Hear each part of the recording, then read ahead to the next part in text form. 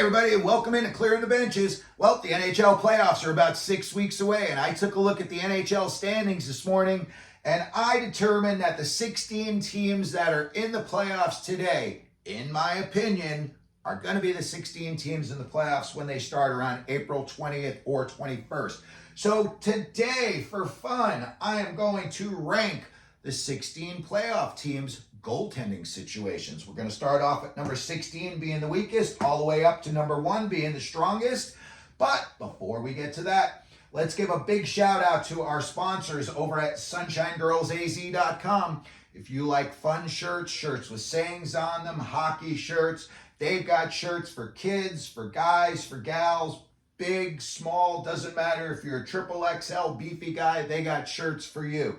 So go on over to SunshineGirlsAZ.com and find yourself a cool shirt. Alrighty, let's get into it. I looked at the standings this morning and I put together a list of the 16 teams that I believe are going to be in the playoffs, and then I ranked their goaltending situations. So at the bottom of the list, coming in at number 16, I have the Philadelphia Flyers. Now, I've got the Flyers at the bottom of this list because that Carter Hart situation happened in the middle of the year. He gets pulled off the roster. And Urson, who had been playing already, is now thrown in full-time. He's your guy. The kids perform well. Tortorella tries to make it easier on his goaltenders. He's got their, his forwards and D are always blocking a lot of shots. They clog the lanes. They try to keep the shots on goal to a minimum. And, Urson's doing a good job, in my opinion. He's got 17 wins. He's young. Kid's going to get better. But as far as him versus all the other names that are going to be on this list, the Flyers are coming in at number 16.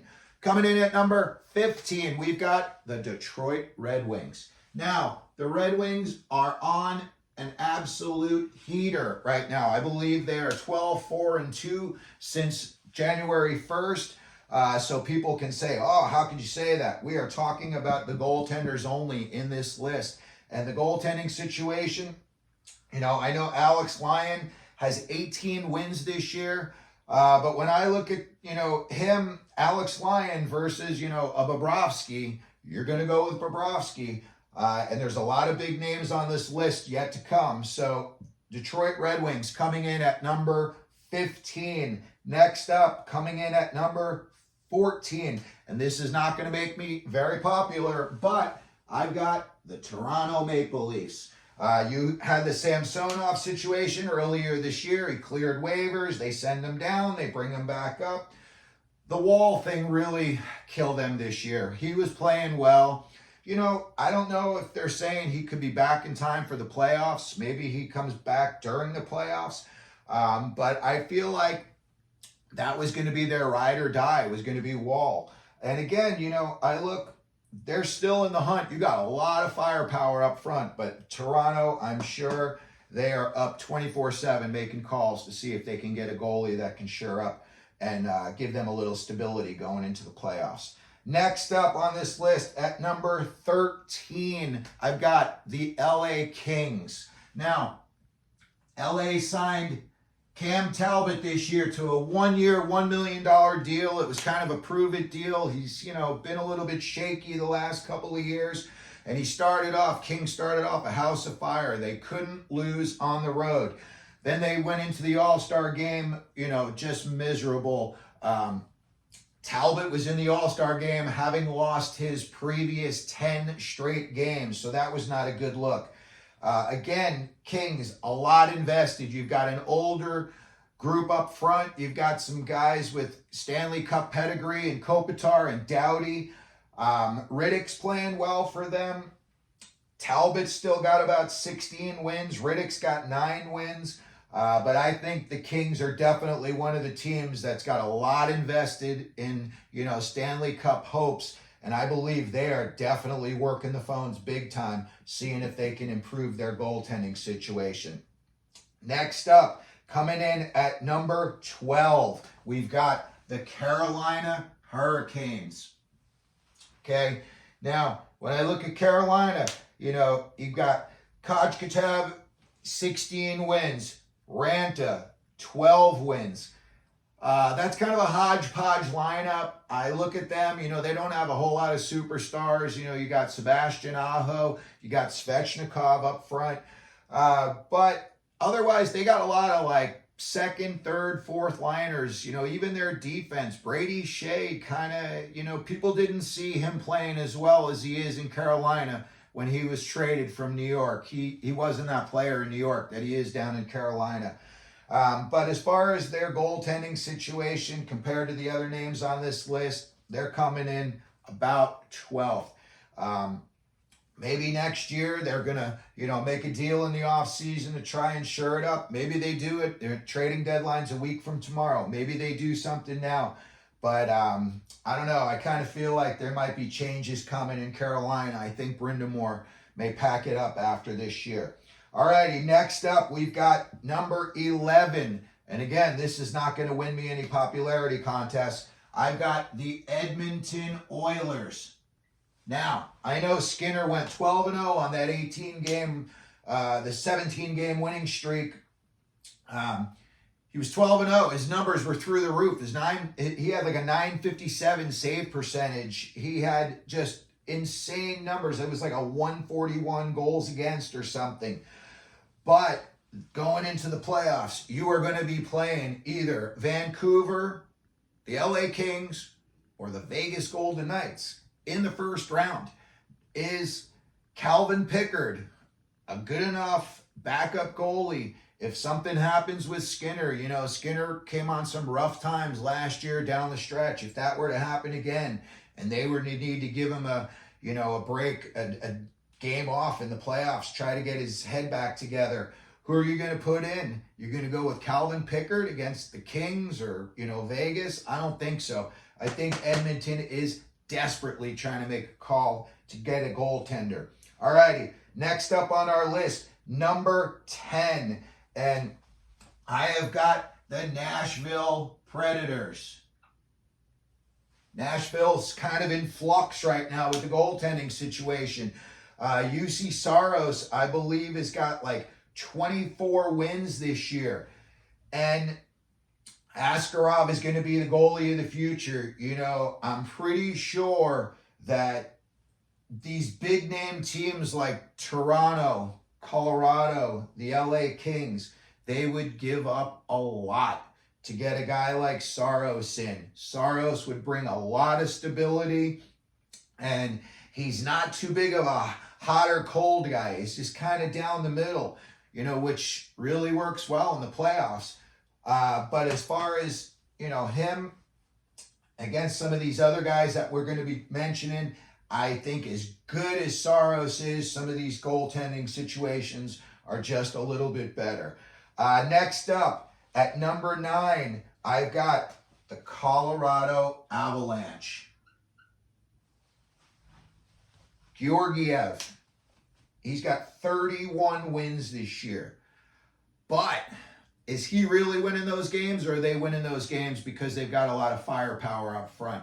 I looked at their scoring recently, and I was a little bit surprised. There's, the big 3 up at the top, and then there was a little discrepancy. So I thought, wow, maybe Georgiev is playing a little bit better than I was giving him credit for. But I believe for sure Colorado is working the phones.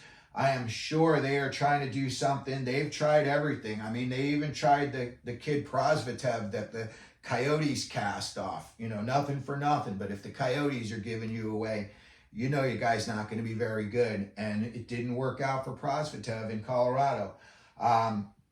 I think they are another team working the phones big time, seeing if they could make a trade. Hey, if they could make a trade somehow and they could bring UC Saros into Colorado and give up, maybe they decide, hey, we'll give up on Bowen Byram and they move him out to Nashville. That would be, something that you could possibly see happening. I'm not saying it's gonna, but you could possibly see trades like that happening. All righty, now we're getting up into the nitty gritty here. At number 8, I have the Dallas Stars. Now, I've got Dallas here because of Ottinger, just straight out.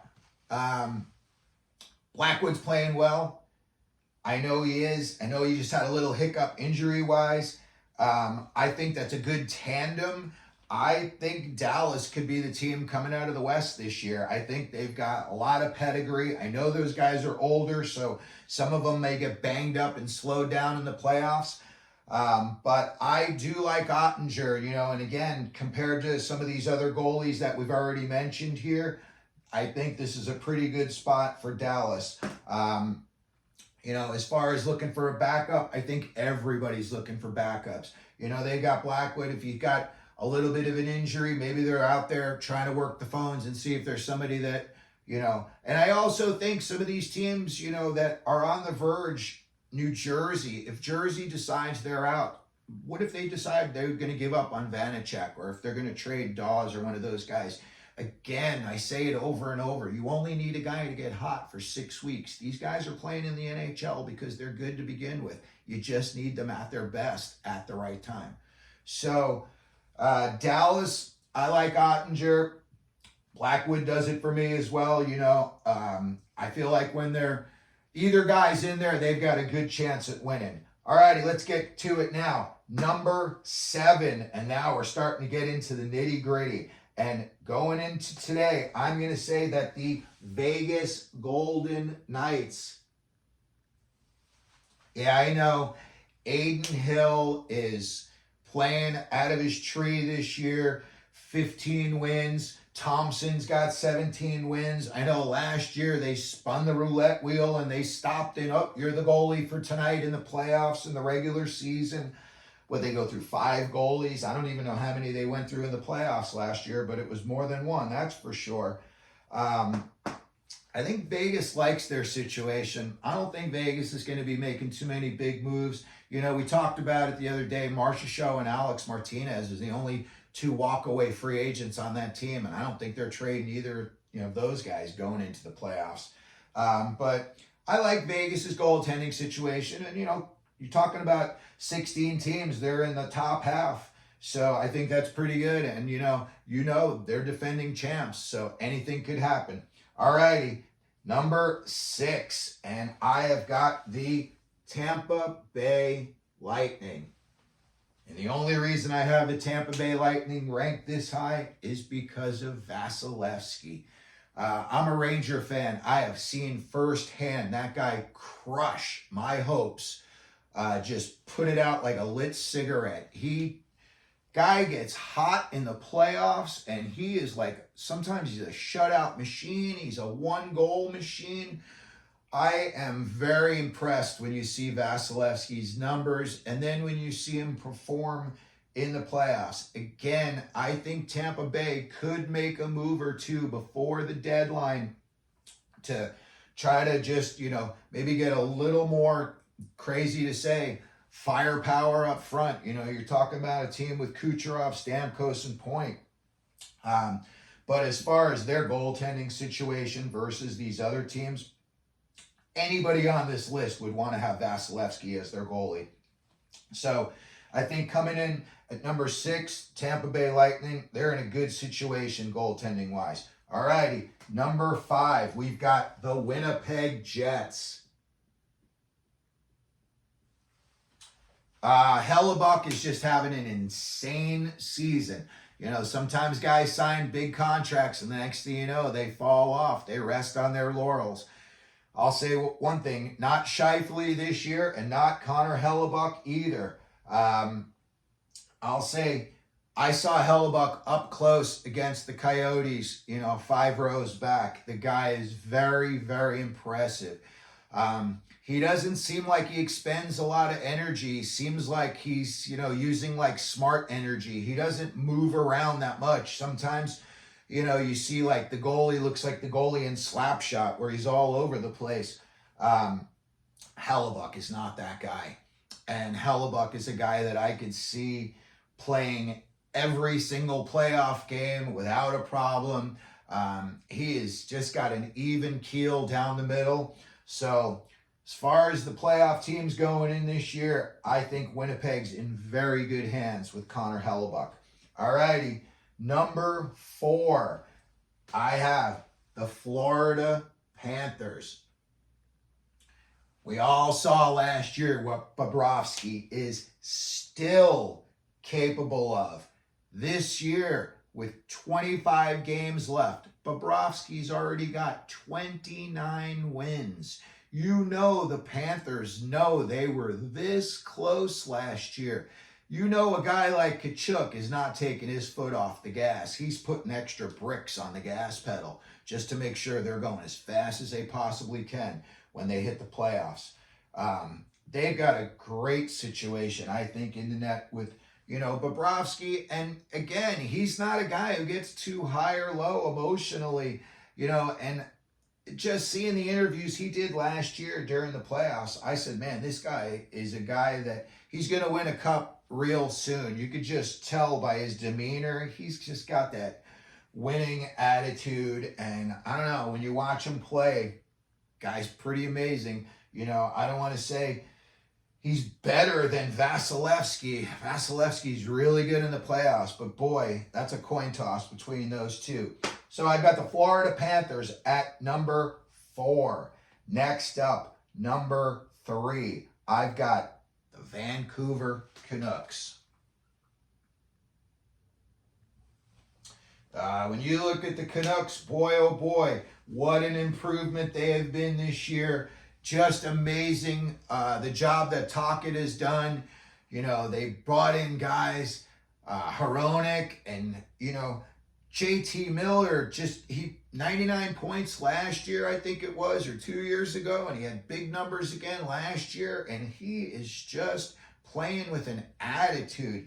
And, when I look at Vancouver and you think to yourself, you got a guy like Demko in there, and Demko's got 31 wins already this year. 500 hockey down the stretch, he's looking at 35, 36 wins. If he gets hot, he could have 40 wins. I know that sometimes they get streaky, especially as of late. Vancouver's lost a few games that they shouldn't have lost, and they kind of given up a few more goals than they shouldn't have. But I think they're going to right the ship, and especially I think Demko's got his head on straight. I think he's got it figured out. And I think with a guy like Tocchet, Tocchet takes a lot of the, media pressure on himself when he's talking about the team.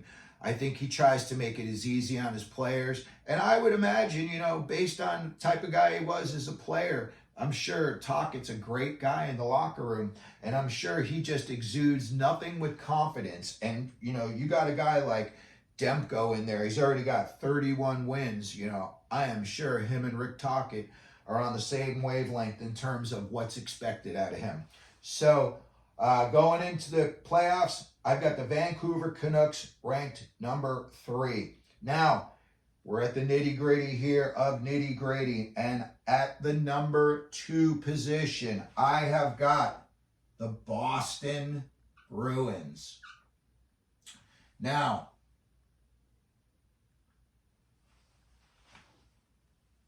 you've got Jeremy Swayman, 18 wins. Had a little injury hiccup. I'm sorry, actually that was Ullmark who had the injury hiccup there. Swayman's got 18 wins. Ullmark's got 16 wins. Again, looking at what Boston did last year and what happened with them, I wrote them off before last year. I wrote them off 3 years ago, but last year for sure, I never saw that coming in a million years. And then who saw what happened in the playoffs coming in a million years? Nobody.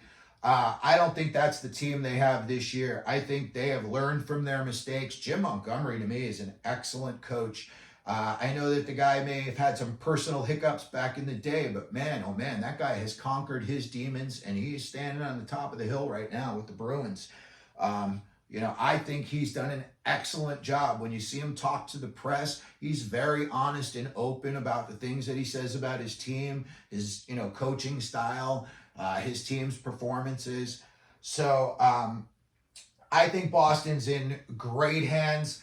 And when you look back, I had Boston coming out as my number 1 team coming out of the East when the playoffs would begin. I have them as the number 1 ranking team going into the playoffs in the Eastern Conference. But as far as for this list, I have got them at number 2. And When I tell you who number one is, as if you didn't already know, okay, I have the New York Rangers. Now, you look at the Rangers situation and you look at the Bruins situation, and the only reason that I have the Rangers ahead of the Bruins is because of Jonathan Quick and the year he's having for the Rangers this year. You know, he grew up in Connecticut, a Ranger fan. Mike Richter was his favorite player. He always said he wanted to play for the Rangers one day. And I'll tell you what, you know, after the season he had last year and the whole trade to Columbus and then to Vegas, and everybody said he kind of rode their coattails to a Stanley Cup ring, he put in his work this offseason and he is playing amazing.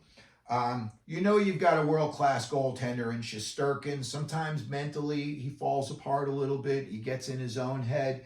But Shesterkin's got 25 wins in the regular season, and Jonathan Quick has 13 wins. Considering that Swayman and Allmark have 18 and 16, you know, that's not far off of the pace. He's won 2 cups. In my opinion, the Rangers are going to start off game 1 of the playoffs with Igor Shesterkin, and they're probably going to tell him beforehand, you are going to be the starter until you lose. And as soon as you lose, you're out. And Quick is in. And Quick is in until he loses. And then back to Shesterkin. Do not be surprised if Jonathan Quick becomes the New York Rangers ride or die goalie in the playoffs this year. Again, the Rangers just, you know, the playoff system, they've got to figure it out. It's just ridiculous. You have too many good teams playing against each other, and it doesn't seem like there's any reward for, like, you know, finishing high up in the standings. You know, look at, you know, out west, just the Kings, Edmonton, Vancouver, Vegas. Who wants to play in that division? The Rangers, Jonathan Quick is, I'm going to say, the reason why the Rangers are at the number 1 spot in this. You know, a lot of these teams here have a good goalie. Boston's got 2 good goalies. The Rangers have 2 good goalies, but the Rangers have something that Boston doesn't, and that's a guy with Stanley Cup rings, and he knows what it's going to take. And you go back and you look at those Cup wins that the Kings had in 2012 and 2014, and a lot of that was Jonathan Quick. So that's it for our 16 playoff team goaltending situation rankings for today. And let's get on over to our second segment, and it is the Celebrini Sweepstakes. What if your team won the Macklin Celebrini Sweepstakes? And we are up to the Carolina Hurricanes. I think we got a little out of order yesterday. But anyway, we're at Carolina today. And when I look at their lineup and I think, you know, who, if Brendan Moore's still coaching there, would he put Celebrini on the line with? And, you know, you got guys with big-time skill on that team. And there's only a few of them, but you do have guys with, you know, to me, grade A skill levels. Obviously, Aho can skate with anybody in the league. In my opinion, Svechnikov can skate with anybody in the league. Seth Jarvis, to me, is just, you know, you hear the term young guns. Man, Seth Jarvis, to me, is just, him and Matthew Boldy, to me, are just head and shoulders above everybody else in terms of, like, young players.